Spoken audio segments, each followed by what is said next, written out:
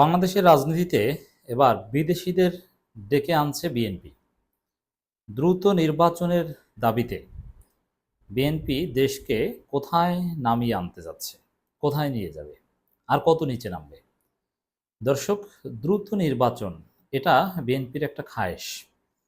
দ্রুত নির্বাচন মানে সংস্কার মুক্ত সংস্কার মুক্ত একটা কারচুপি নির্বাচন, পেশি শক্তি নির্বাচন। দ্রুত নির্বাচন মানে ইন্ডিয়ার এজেন্ডা বাস্তবায়ন করার একটা প্রজেক্ট, যেটা আওয়ামী লীগ চায়, ভারত চায়, এবং ভারতের ফাঁদে যারা পড়েছে তারা চায়, মেইনলি বিএনপি। এই জায়গাটায় বাংলাদেশের জনগণ যেহেতু এখন প্রচণ্ড ভারত বিরোধী এবং ভারতের আধিপত্যবাদের বিরুদ্ধে সোচ্চার, এজন্য এটা এত সহজ নয়।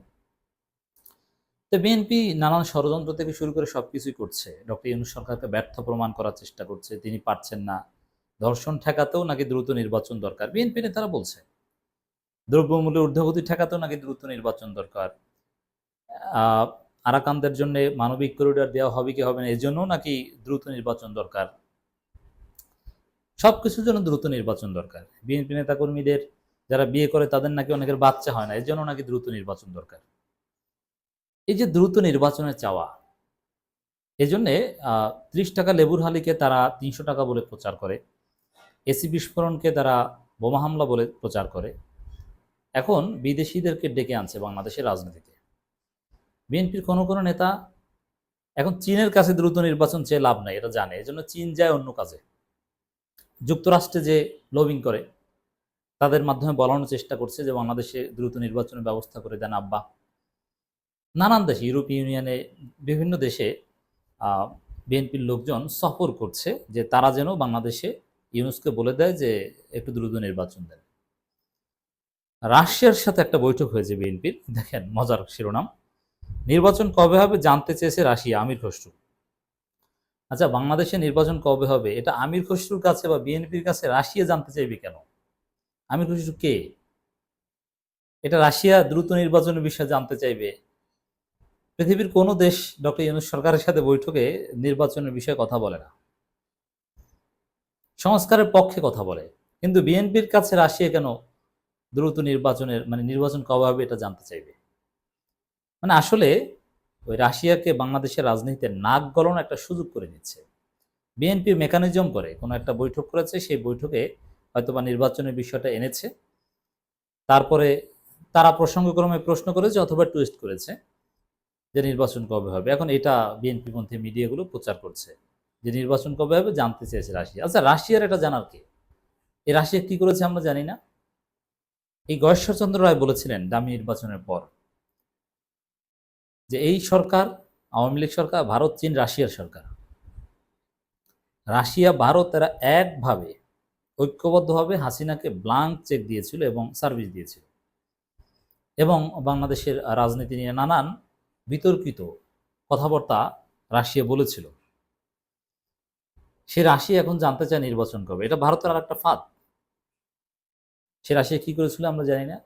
তো সেই ভারত, রাশিয়া এদেরকে বাংলাদেশের রাজনীতি এখন নাক গলানোর সুযোগ করে দিচ্ছে, বা ডেকে আনছে বিএনপি। আর কত নিচে নামবে? সামনে দেখবেন যে প্রণয় ভার্মার মাধ্যমে বিএনপি বলাচ্ছে যে দ্রুত নির্বাচন দেয়, আমরা বাংলাদেশে নির্বাচিত সরকার, এটা তো বলছে অলরেডি। সামনে একসাথে প্রণয় ভার্মার, মির্জা ফখরুল বা সালাউদ্দিন দাঁড়িয়ে বলবে একই ফ্রেমে ক্যামেরার।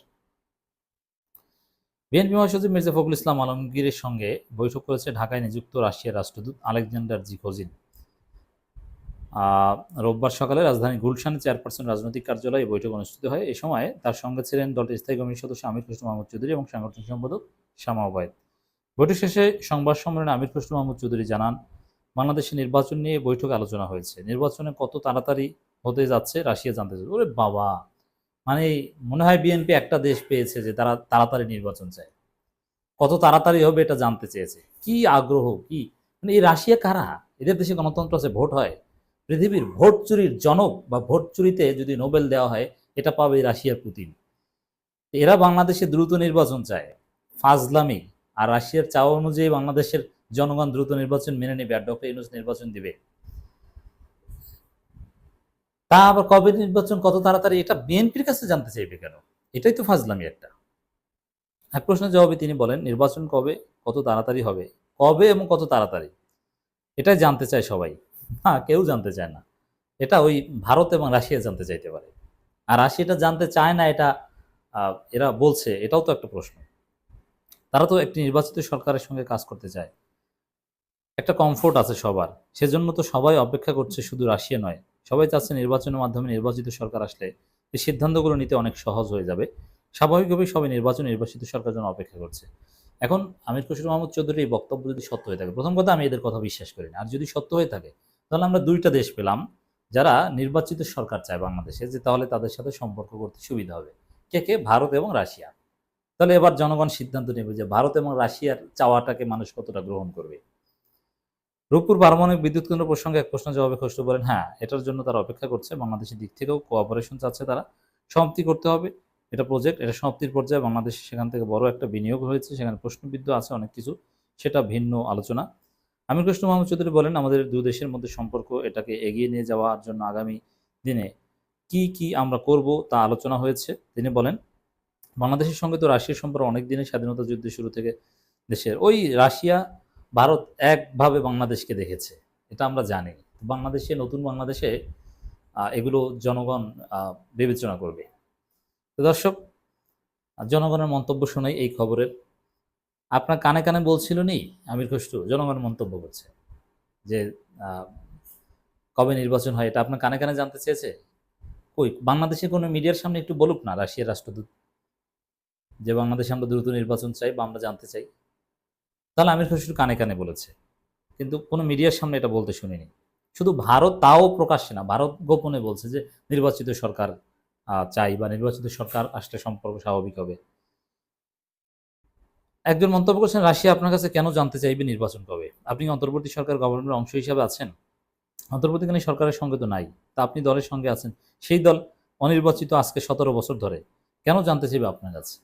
তো জনগণ খেপে গেছে এই খবরে। চান্দা কবে বন্ধ হবে এটা জানতে চাই আমি। যে বাংলাদেশে যে বিএনপি চান্দাবাজি করছে, এটা কবে বন্ধ হবে? রাশিয়া জানতে চায় নির্বাচন কবে, আর আমরা জানতে চাই চান্দাবাজি কবে বন্ধ হবে। ইসকনের সাথে কিন্তু এই আমির খসরু মাহমুদ চৌধুরীর ঘনিষ্ঠ সম্পর্ক। চট্টগ্রাম অঞ্চলে নওফেরের যত অপকর্ম, সবগুলোর সাকসেসর হতে যাচ্ছেন এখন এই আমির খসরু মাহমুদ চৌধুরী। রাশিয়ার পিছন দিয়ে নির্বাচন ভরে দিব। ধন্যবাদ। জনগণের মন্তব্য। দেশটাকে ধ্বংস করে দিচ্ছে অর্বাচীন ছেলে আর প্রতিহিংসাপরায়ণ একজন। আহ সারা বিশ্ব এবং দেশের মানুষ অতি দ্রুত জাতীয় নির্বাচন চায়। Note of exclamation. মানে মানুষ আশ্চর্য হয়ে যাচ্ছে যে সারা বিশ্ব বাংলাদেশে নির্বাচন চায়।